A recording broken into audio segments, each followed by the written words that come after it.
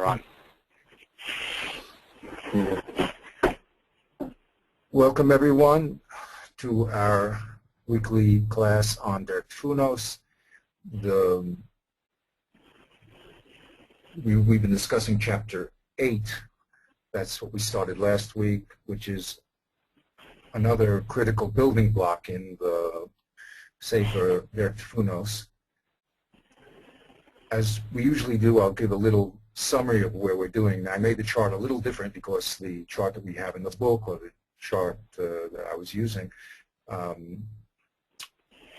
is a little bit complex when it comes to this little chapter. So I tried to add a little color to it and change the organization so that it'll be more clear exactly what's going on. Okay, the Ramchal has told us, and we repeated it many times, that the foundation of all the Maseh Matan in the Gemara is based on principles that are engraved in our minds at birth. Kodesh Baruch Hu created man with certain understandings, primary understandings, and with those basic understandings that are ingrained in our mental processes, we understand what's being said, and then we determine what's being said is true or not.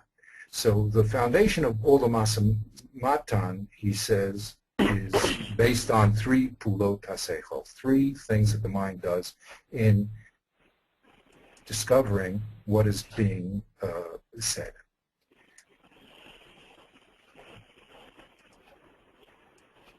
Those three pulot hasechol are here in this chart. That's to understand statements. That's the basic building block. You can't communicate any idea unless you're talking about has an oseh and an asur, subject and a predicate. So you have to understand the basic building blocks of statements. We went through all the different three types of subjects, 4 types of predicates. The second building block is that when you take a statement and you add it to another statement, then you make what's called a hekesh.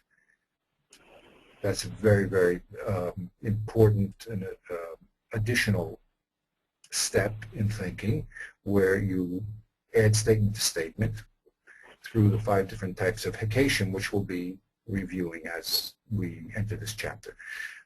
The last thing that the mind does is determine whether what's being said is true or false. And that's really the critical chapter that we started last week, and we're going to be continuing this week. The question is, what is the foundation of believing something is true or not true? Why do we say things true or not? So the Ramchal has defined, and we're going to be discussing in this chapter, 3 different methods of proof. The first method is called, he calls proof mitzad inyano. That means that there's the content, contextual proof that we determine that things are true or false. And we're going to go into those subcategories in 1 second. The second way of proving things true or false is by how they're said, not what's being said, but how it's said, through extra words or through repetition of ideas. And the third way that we're going to say things are true, the Ramchal says, is misat svara. Now this word svara, like many words that the Ramchal uses, is being used in a technical sense. Here we don't mean tam like we would normally use the word in learning. Here we mean mistabra. When the proofs are equally balanced for and against something, then we could say that it's, even though we have balanced proofs, mistabra, it's more reasonable to say one way or the other, even though we can't absolutely prove it. That's called svara in his technical language. So those are the 3 ways that we find evidence that something is true. We were concentrating on the first part in last week's class, and the first part is divided into 2 parts. In other words, when we talk about the content of proof, contextual, not in context, excuse me, the content of things. So we said that we can either bring proofs that statements are true or false from 3 different areas.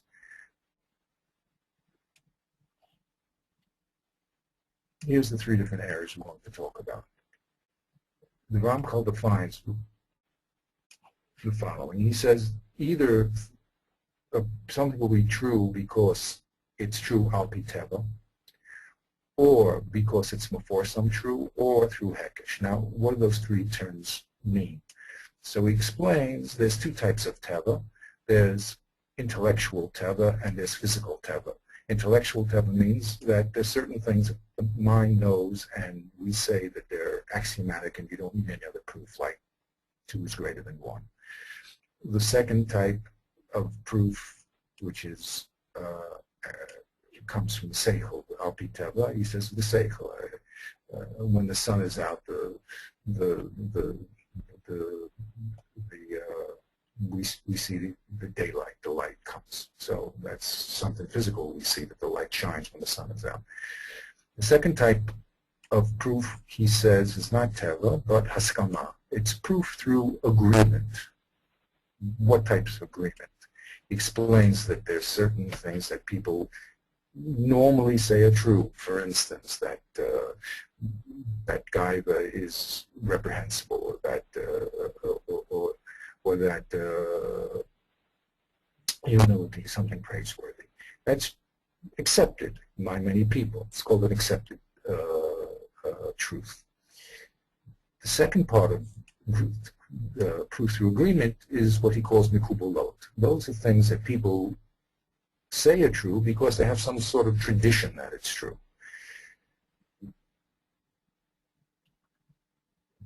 This box is very, very broad.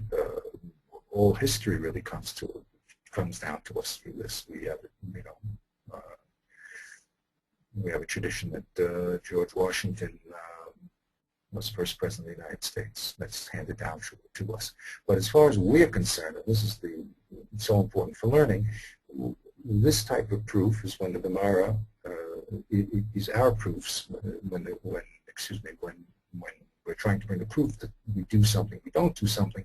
So then we'll say, this is what the Torah says, or this is what a Tana says, or this is a statement from the Gemara, or this is what we hold to be true because an achron or a posek says it's true. So that's called mikubalot, that's haskama, and the reason why it's called haskama is because we, the Jewish people, have accepted the Torah from Kodesh Baruch Hu, but other people have not. So it's true in our framework, but they don't accept it as proof. Now, whether you accept something as proof or not doesn't mean it's true or not true. It just means that you don't accept it. The third way that we prove things is by the hekeshim, the 5 hekeshim that we mentioned. Things are true because they're either the result of 2 true premises. So I have no direct proof that it's true. I have no sensory perception or pasuk, but I can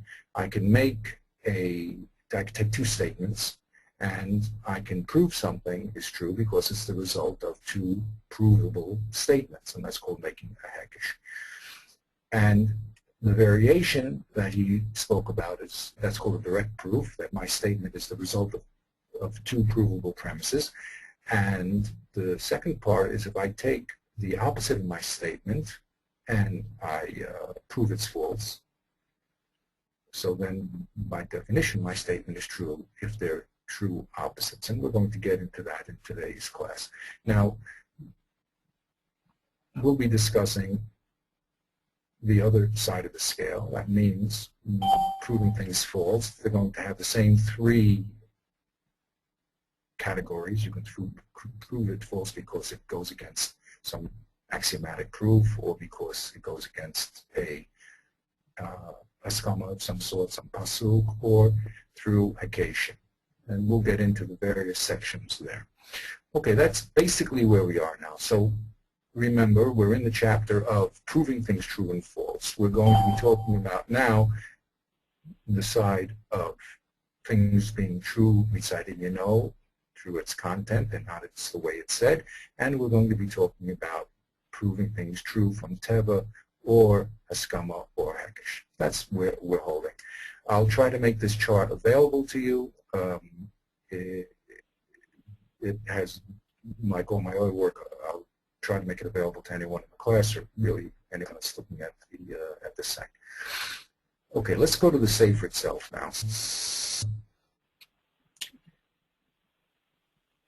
A quick review to get us warmed up. Remember, the Ramchal said a dramatic statement. He said, information that comes to us is either true because we have proof that's true, proof that it's not true, or we don't have proof that it's true or not, and therefore we're in doubt about the statement. Since that's true, we have to investigate what's the source of truth. And as we just saw in the chart, he defines Teva, Haskama, and Hekesh as the three sources of truth. Last week we went through his discussion of Araya Mitzat Teva. We said there's two types, intellectual and physical. Then we spoke about the Haskama, and we spoke about certain things that are accepted true by groups of individuals, and the special box called Mekubalot, which is things that are true because we have a Masara that they're true.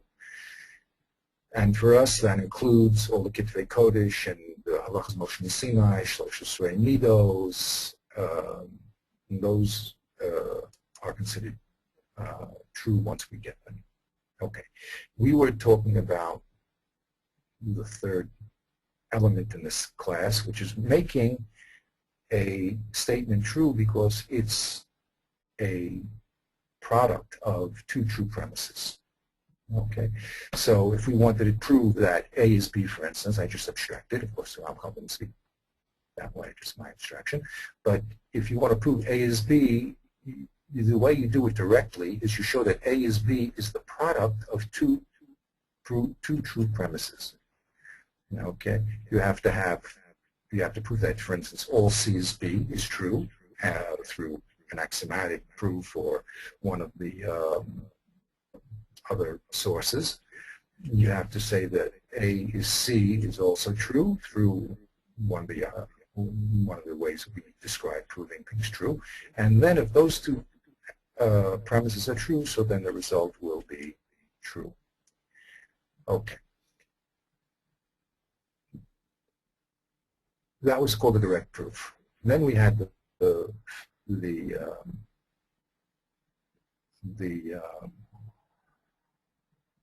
indirect proof, which is if I want to prove that A is B, I can prove the opposite of A is B, which is A is not B, false.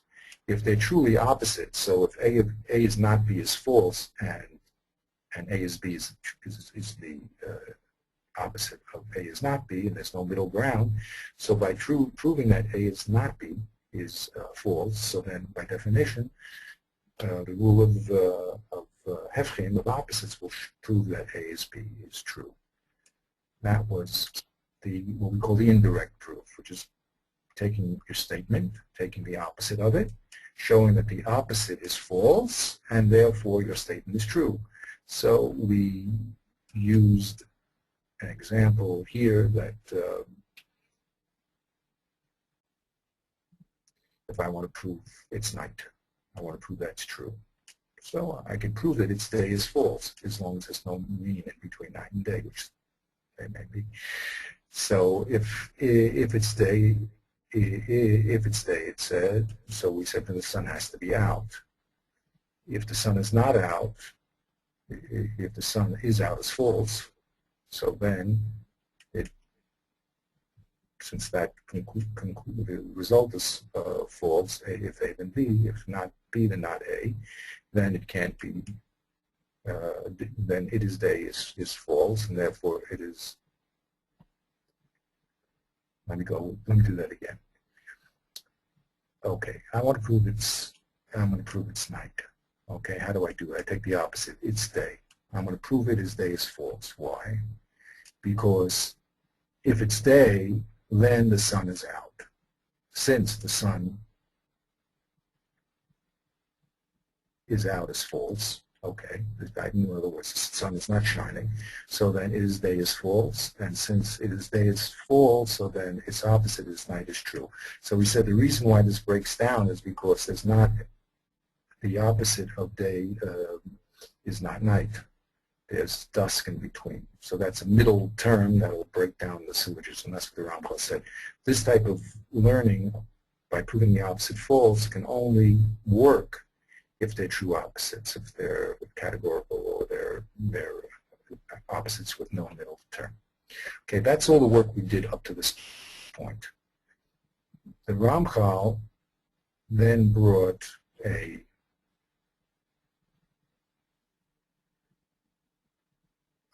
series of examples to show how to make a direct proof.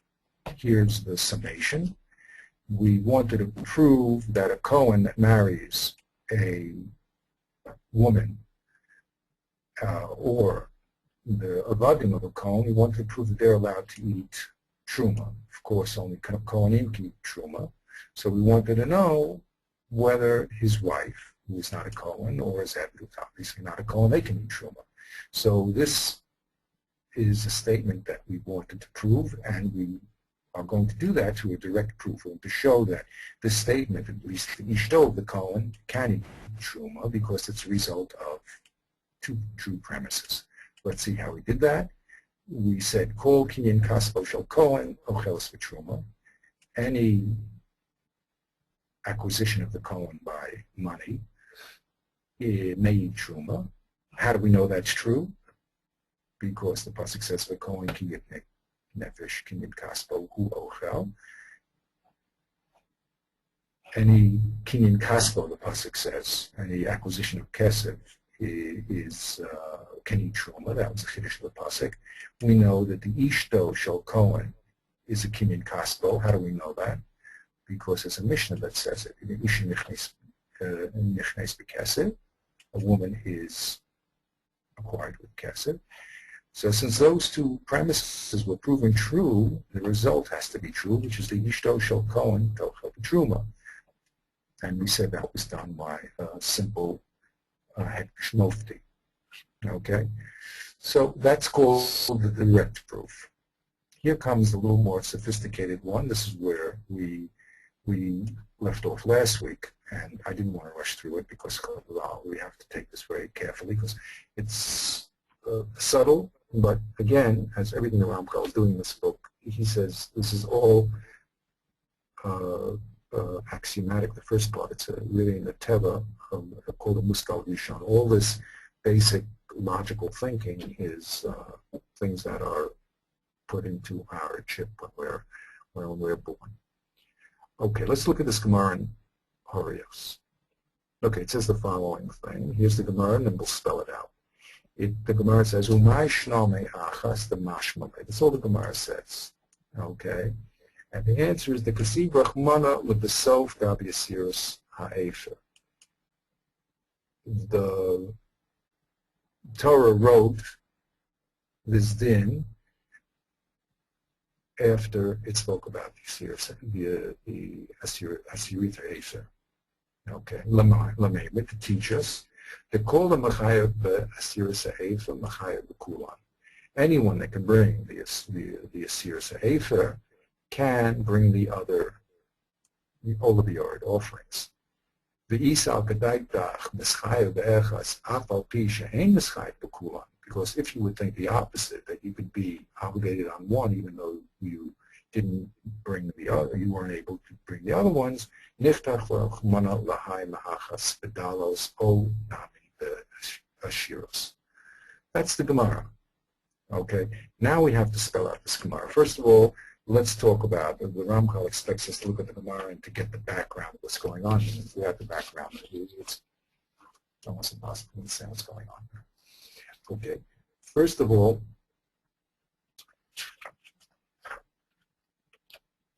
what we're talking about is the Ola V'Yored offering. This the Ola V'Yored offering, it's a chatas that has various obligations depending if you are rich or you're poor. The rich man has to bring the female sheep, and the poor male only, the poor man, only brings 2 doves. And the poorest of the poor brings a Sirius Aether, the 10th of an Aether. So we have 3 different levels depending upon how much money you have. What is the problem here that the Gemara is addressing? The Kohen Gadol, we know, can never bring the Sirius Aether. He never brings that poor man's offering. So, but he can bring, in theory, the other ones. Just that poor one he can't bring. So the question is, if he is out of the box of the 3rd offering, the poorest of the poor, does that make him disqualified for bringing the Olav Yored offering in general, even the other 2? Is it a package deal if you have to bring all 3 of them in order to bring any one of them? If that's true, then the Kohen Gadol is out since you can't bring the poorest one. Or no, as long as you can bring the other 2, you're still in the category. That's what's being debated here, whether you have to be able to bring all the Olav Yored possibilities or not.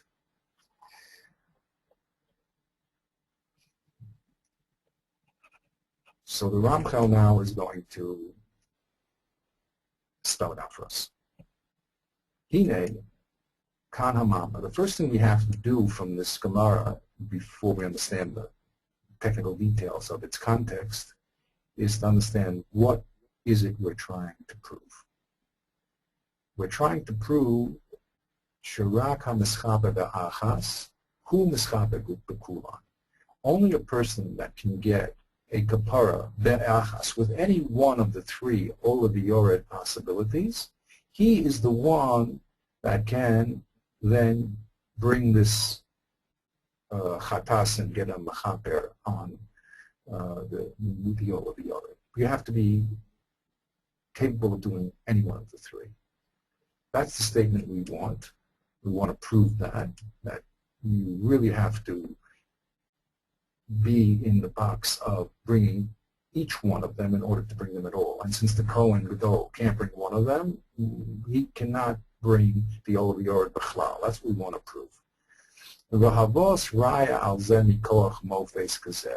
Ramchal says that the Gemara brought the following raya, the following proof.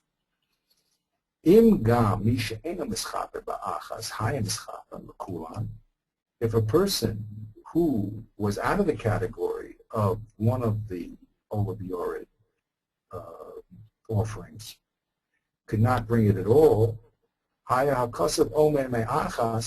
Pasuk should have said the word me'achas badalos ubashiros. He should have brought it earlier in the Pasuk and not at the end. Anu roen shalom l'akasa lo badalos lo bashiros. We see with our eyes that the Torah did not write the achas, the word achas, with at the end. Im kain mukhrach shemisha ena mischaper ba'achas ena mischaper be'kulan. So ela mischaper ba'achas mischaper be'kulan. So since it didn't write it further up in the list, so we conclude that a person that does not receive a kapara with any one of them cannot bring this Olav Yored at all. And the Ramchal says, Va'ad yidei hekesh, so he says, Va'ad yidei hekesh hatolish zechan omar. This is based on the hekesh toli that we said above. Okay. Va'al derek zeh kol shar hekeshim. And in this way, you'll do all different types of proofs of by hekeshim. So we have to analyze this carefully. This is a very sophisticated proof done in a very short way, as is all Gemara and the words of the Chachamim. So let's analyze it. I tried to make my chart here, my little boxes, so that we can identify what is the statement that we want. I call that the Mama Amavukash. What's the statement that we want, and what method are we using in order to prove that? So we're going to use the method of proving the opposite false. That's the method we're trying to use. The second method of Ramchal. We said the first way is a direct method. If my statement is the result of two true premises, that's a direct method. This is called the indirect method. I prove that the opposite is false. Now, let's go through step by step how we did that in my chart. Now, hopefully that will be a little clearer. So we want to prove that only one, we wanted to prove that only if you are capable of bringing any three of these Olav Yored offerings can you use the Olav Yored to be Mischapa at all. That's what we wanted to prove, that you have to be totally in the box here with all three. And if you're not, of course, then you can't. Now, the raya, the proof that we're trying to do is mikoach hahekish talui shehefcho kozeh. We're going to take the opposite. We're going to use a hekish talui, and we're going to show that the opposite is false. If the opposite is false, then our statement will be true. Let's see that.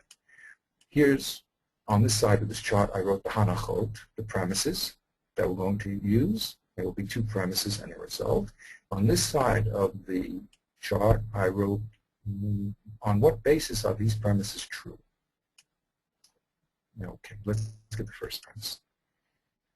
Im gam mi she'eno mischaper ba'achas, haya mischaper b'kulan, haya hakosev omer me'achas b'dalos o b'ashiros. That's the first statement. That's an if-then. So we're dealing with the hekish tolu. Okay, and the hekish tolu says what? If someone, what's the opposite? We want to prove that you have to be in the box of doing all three to do any. So let's take the opposite. If you're not in the box of all three, you can do any. Okay? If you're not, you can't do all three. You can only do two of the three, for instance. So let's say that's true. That if you do two of the three, you can get kapara. Okay? So if that were true, the opposite of what we want to prove, then the pasuk should have said the word me'achas earlier on when it talked about the poor man, or in this year's Afer. That's the nimshach. There's the kodam and the nimshach. And the reason why it's true is because that's the teva of Lashon. If the Torah wanted to include all three, it should have said all three at the end. It didn't. On a Rowan, Shalo Omer HaKasav Lo B'Dalos V'Lo L'Siros. We see that the Torah did not say the word Me'achas next to the last three in the list. It said it further up. That's a Raya Mitzat Teva. That's what our eyes see and our ears hear. If so, the conclusion is Mi She'ena Mischaper Ba'achas. Mi She'ena Mischaper Ba'achas Hayim Mischaper B'Kulan is Kosev. So then this statement has to be false. Because if this statement was true, then it would have produced a different result in the Chumash. So since we see that the Torah did not write Me'achas further up in the Pesukim, so it must mean that it's not true that Mishen Mischaper Ba'achas Hayim Mischaper B'Kulan. Which, now once that's true, the opposite has to be, once this is false, okay, so the opposite has to be true.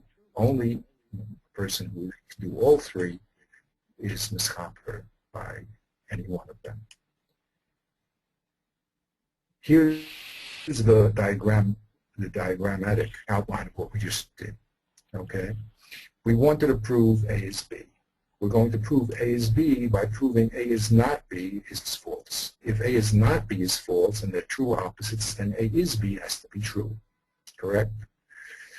So let's prove that A is not B false. The way we're going to do it is we're going to show that a result of A is not B is going to turn out to be false. If A, then B. If B is false, then A has to be false. Let's spell it out. What's the opposite? If A is not B is true, right? We want to prove that A is B is true. So let's take the opposite. Let's say A is not B is true, okay? If A is not B is true, then C is D must be true, okay? If the opposite is true, then it has a result.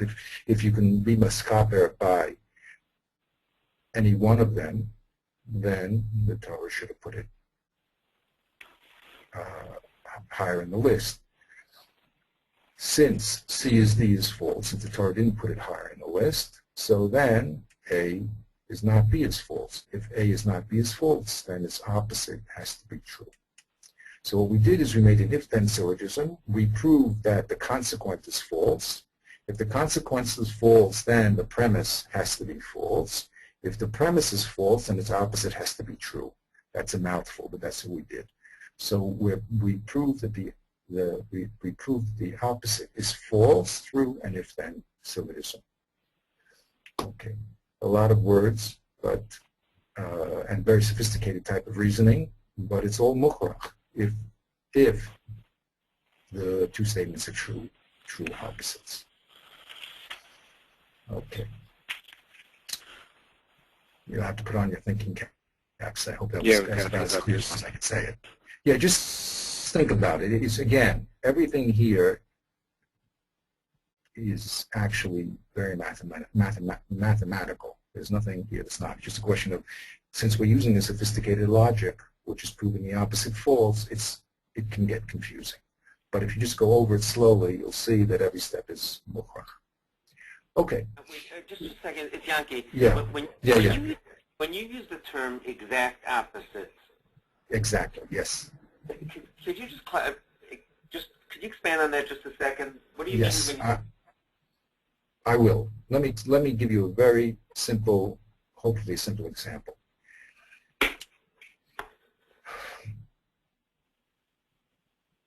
If I want to prove something is hot, correct?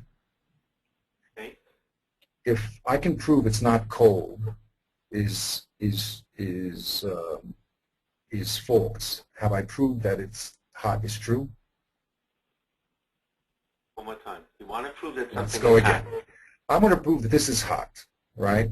And I want to prove it by saying that the opposite is false. The statement, it's not cold, it's false. I want to prove the statement, it is cold, is false.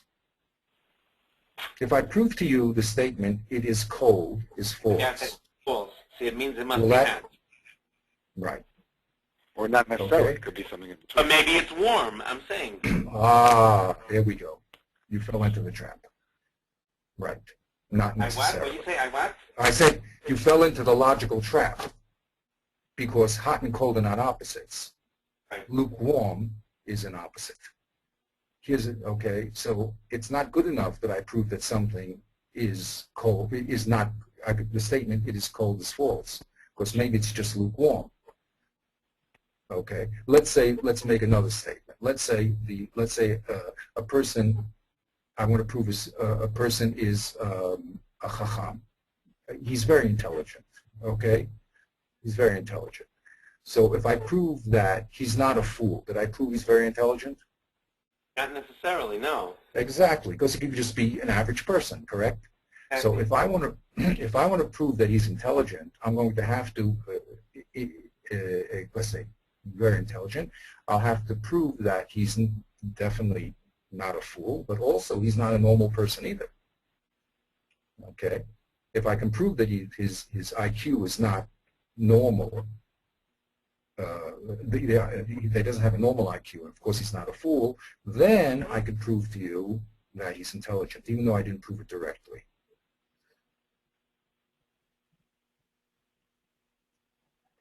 So there's two types of opposites. There's opposites that don't have a middle. Okay, let's say an opposite that doesn't have a middle. A woman is either pregnant or not pregnant, correct? Right. There's no middle. She's either pregnant or not pregnant. So if I want to prove that she's not pregnant, I can prove the statement that she is pregnant is false, correct? If I say because so if I take the opposite and I prove that that's false, since it can only be either A or B and they're opposites, so proving the one opposite affirms the other opposite, correct? Those are called diametric opposites, opposites that don't have a middle. Are you with me? Give me another example of an opposite that doesn't have a middle.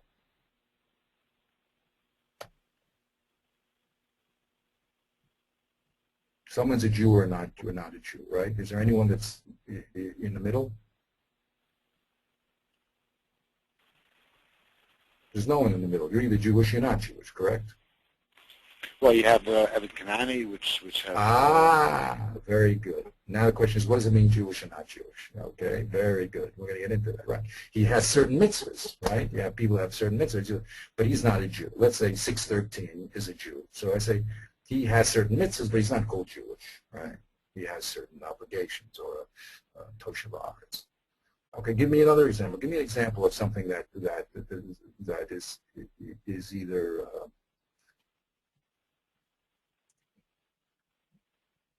The light switch is on or off. okay, the switch is on or off, right? The light is either on or it's off, right?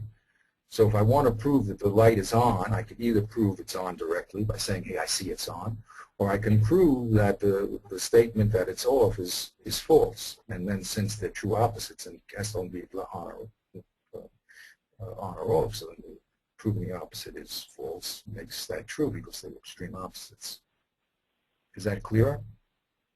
So we always have to define your terms.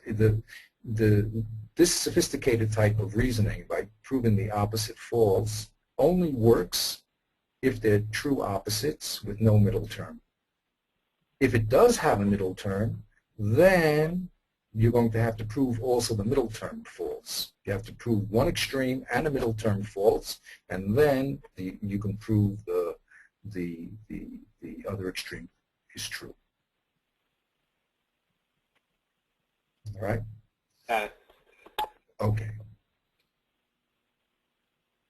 So we just finished our discussion of bringing proofs to statements, either teva, haskama, or now this hekesh.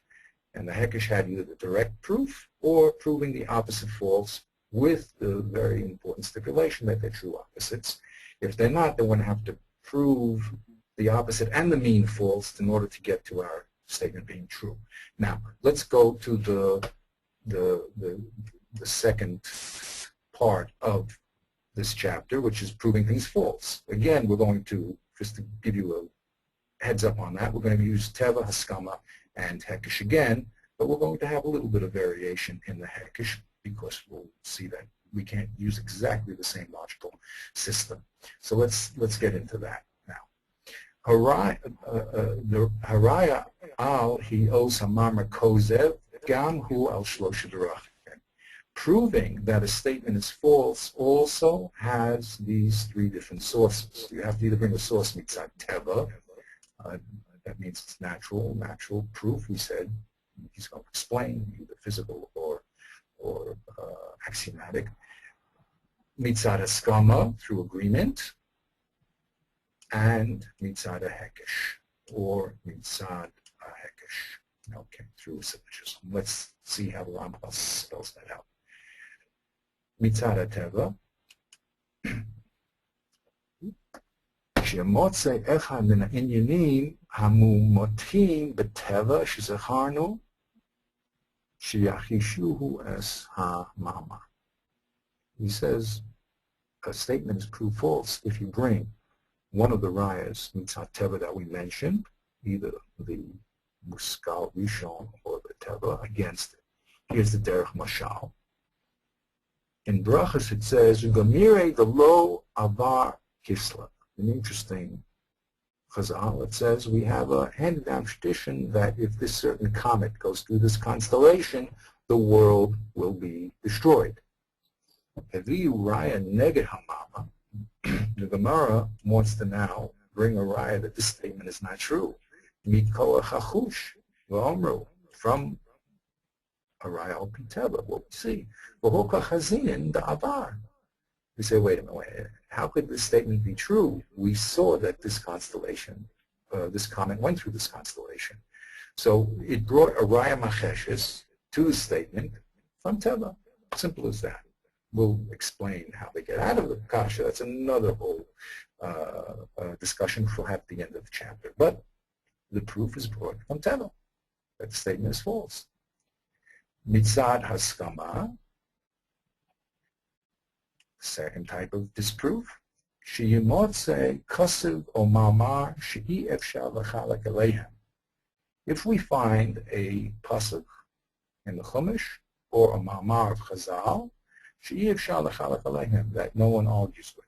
Okay, it's a machlokas, so we'll say, okay, it's a machlokas. But if we find a statement in Chazal, then the statement is true because it's written in Chazal and it's part of our Mekubal Masorah. So if we find a statement like that, Sheyachishu es hamamar, that denies our statement, so then we'll say our statement is false. Derech mashal, for instance.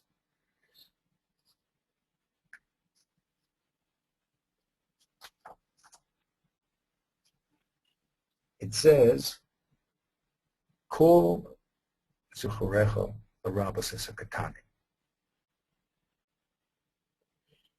We have a statement that in the pasuk that it says 3 times a year you have to appear in a shlosh goim in front of Hashem. So it says Kol zuchorecha, all your males. What does all your males mean? It means all your males, even the katanim. That's what the pasuk simply says. Heviu rayat neged zeh min Mishnah. We have a raya. Listen to this, neged pasuk from a Mishnah that says v'ho anantana chutz micheres shota b'katan. The Mishnah says no. The Korban Maria, these people don't come up to Yerushalayim on Shlosh Golim. Cheresh shota, and here's our cotton. So we brought a proof that this ribui of Kol Zecharecha, which in Chagiga, the pasuk only says Kol Zecharecha. The Chazal wants to say that this word Kol is L'Rabbas at the Katanim. We brought a marmor against it from a Mishnah that it can't marmor the Katanim because we have a Meforish Mishnah against it. So the disproof of this inference that Kol came to L'Rabbas at Katanim comes from Mekubal, from a Mishnah. Let's give another example.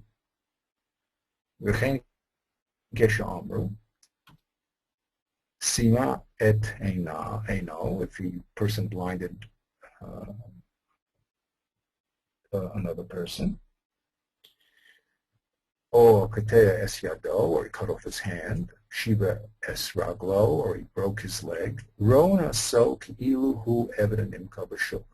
How do we evaluate the damage for hurting another person, blinding him, or cutting his hand, or breaking his leg? Rona so ki'ilu hu evident im kabashuk. We say, well, what's a healthy person with all these facilities worth? If we were to sell a person who had one of these blemishes, damages, what would he be worth? Subtract the difference, and we'll know how much you have to pay. That's what the law is in Baba Kama. You pay according to what the person would be worth with this injury in the shuk. The Gemara brings a raya against it. Ve'eliu raya neged zeh me'akasu, from the pasuk. The pasuk says, "V'hol kasu v'ish ki yakeh kol nefesh adam." It says mos yumas. It says when you hit a man, what is the penalty? You have to die. Okay, it says ayin tach zayin, and it says, interesting, mos yumas, but it says ayin tach zayin, that you have to do physical retribution. You don't determine how much the value, say a person has to show blinded another person. So this Chazal says what you do is you find out how much a person, let's say, with one eye is worth in the shuk, as opposed to a person with 2 eyes. But the pasuk says ayin tachas ayin. It says no, you have to do what he did, retribution. You have to take his eye out. That's what the simple pasuk says.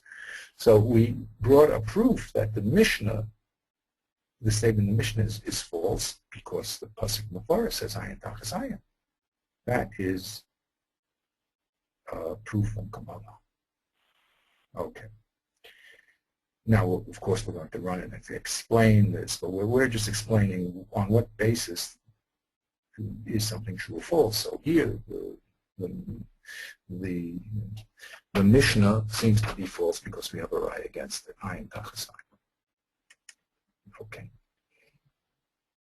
Mitzad HaHekesh. So that was Meforsam, Makubal. Now it's interesting, here he did not bring, when the Raya Macheshes, he did not bring a Raya from things which are Meforsam.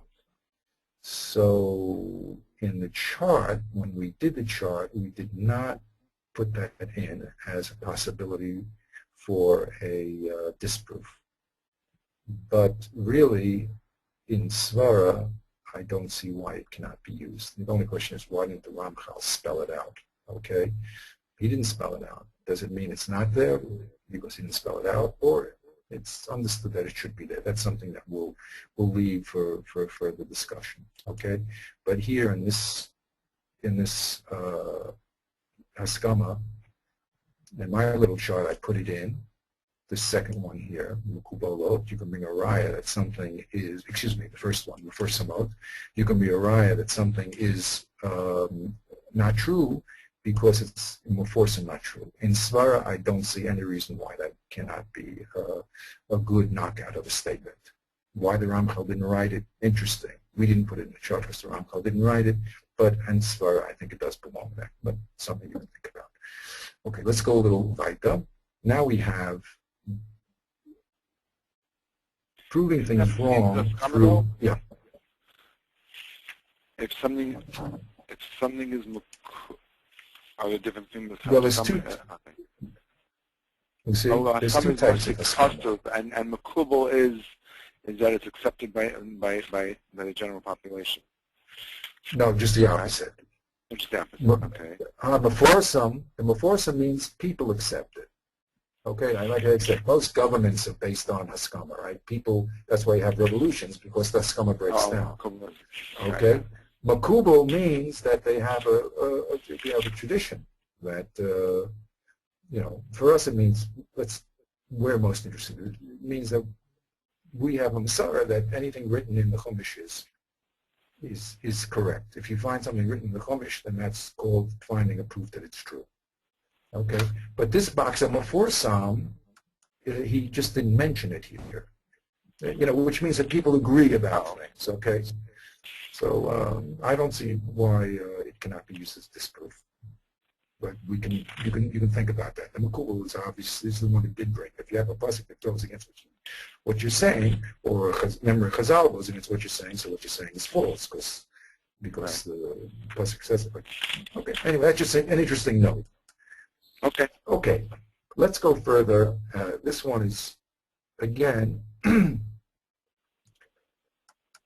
we're now going to use a hekesh to prove things false. Now, obviously, when you think about it, you can't use a direct proof. You can't have two true premises making a false result. That cannot be. If two things are true, then the result has to be true, correct?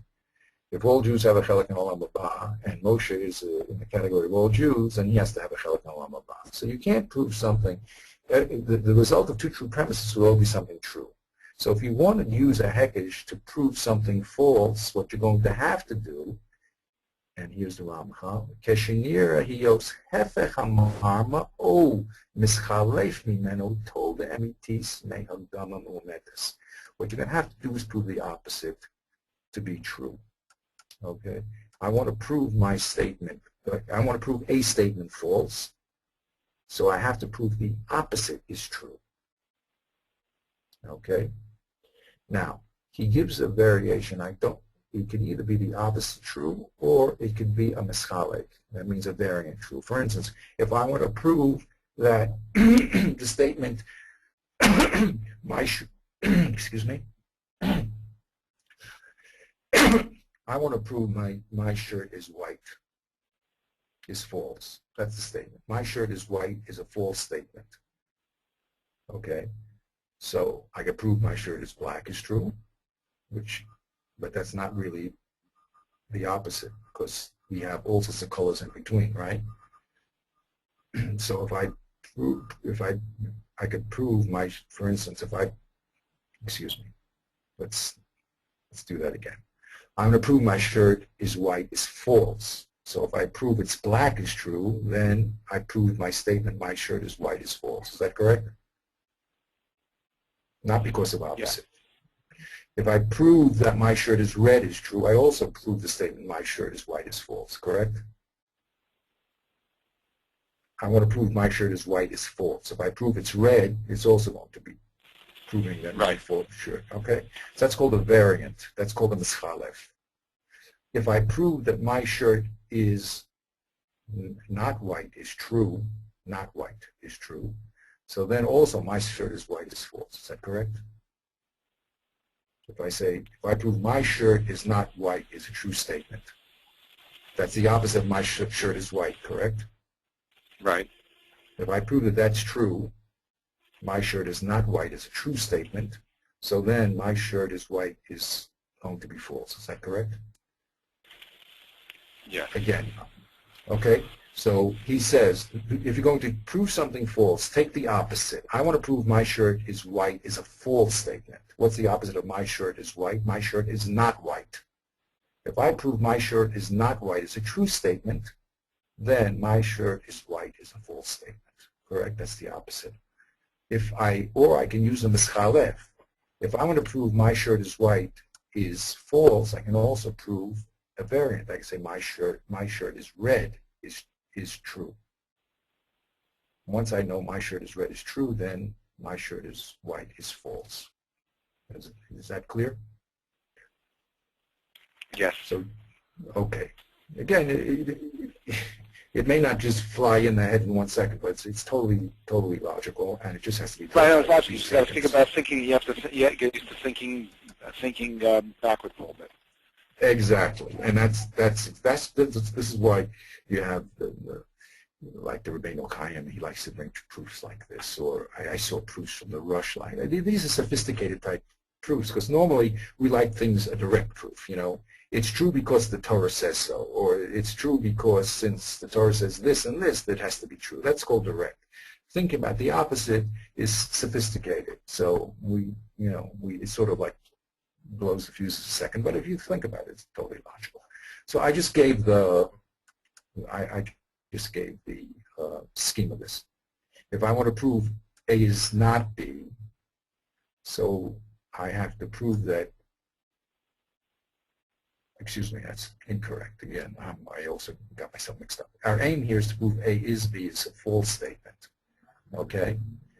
So I'm going to have to prove that A is not B is true, the opposite is true. Or A is D, which is a variant, is true. Okay, assuming that these are mutually exclusive, B and D. Okay, so I just did in a schematic, and maybe I'll make this available for people online also so that they can download it and look at it. I find it useful to make it into a scheme. Okay. So anyway, here, if I want to prove something is false, I can prove that the opposite is true. So if I want to prove that A is not B, for instance, I want to prove that A is B. Again, I do the same thing. I want to prove A is B is false. I have to prove A is not B is true. It's the opposite. If it's the opposite, so then the rules of opposite has to be true. Okay, so if I can prove that A is not B as a result of a hekesh, for instance, so then A is B has to be false because these are two. This is a result. Okay, or a variation. If I want to say that if I can prove A is B by showing that A is D is true. So again, I said I can prove the statement. Excuse me. I can prove my shirt is white. A is B is a false statement by proving that it's red. Fine. Okay.